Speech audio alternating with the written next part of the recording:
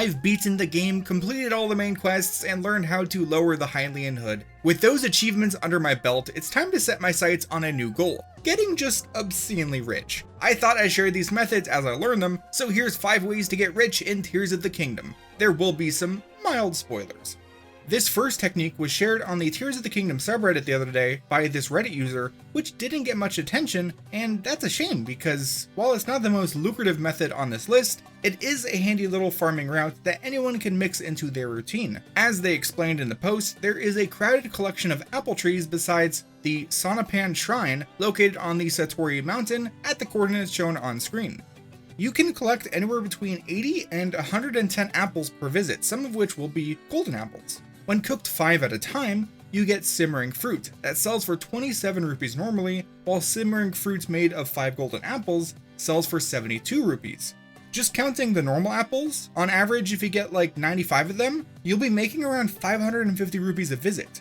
That's not bad, but the reason it's first on the list is due to its numerous stipulations.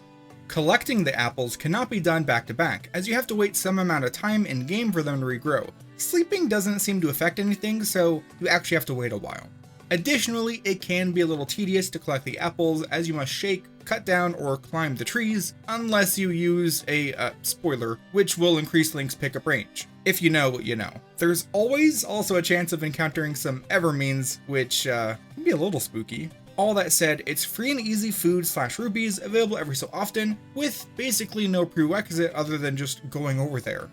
For the second method, you'll have to do much more legwork, and it's not the most efficient money-making method, but it would get brought up in the comments if I didn't bring it up, so I'm gonna bring it up. Eventide Island. That's a thing still. It's located in the southeast corner of the map, and it used to be a whole challenge type thing, but now it's home to multiple enemy strongholds and some NPCs. One of those NPCs is a scout that you can find on the shore near the chasm.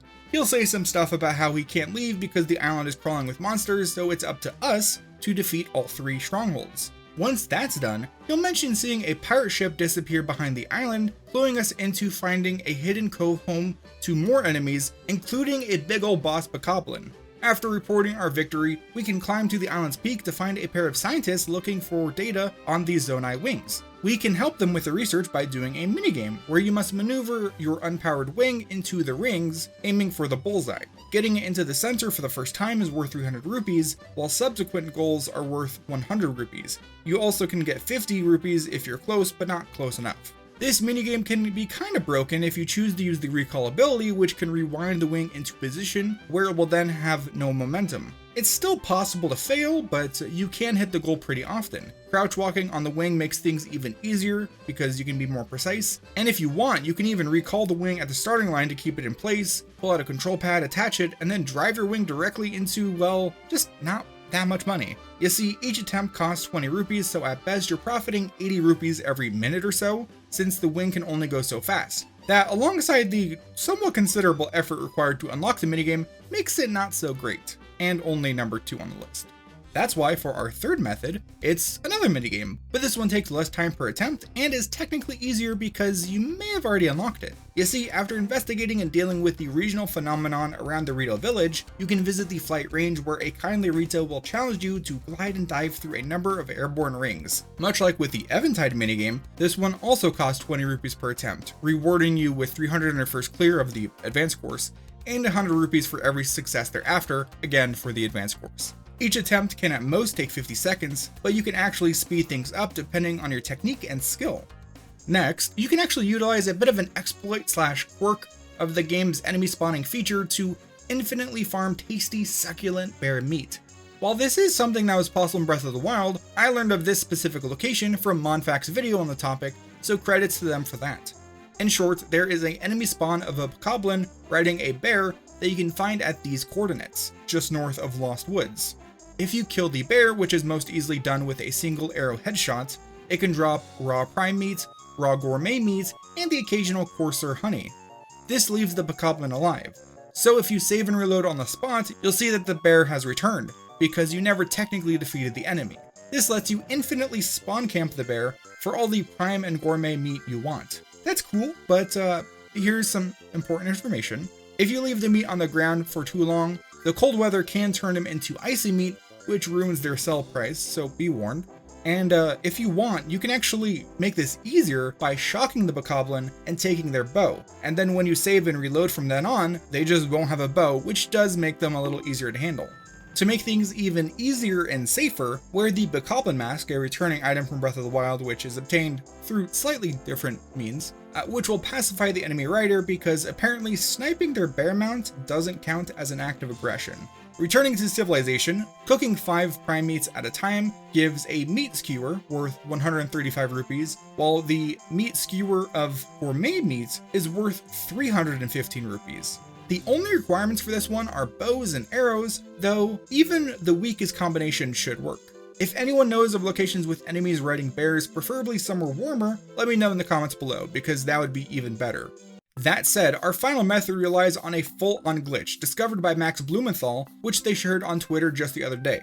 They found that, basically, you can dupe materials by fusing them onto arrows and then doing some quick but not too difficult menuing. This is very broken, and you could potentially earn tens if not hundreds of thousands of rupees per hour, depending on how diligent you are.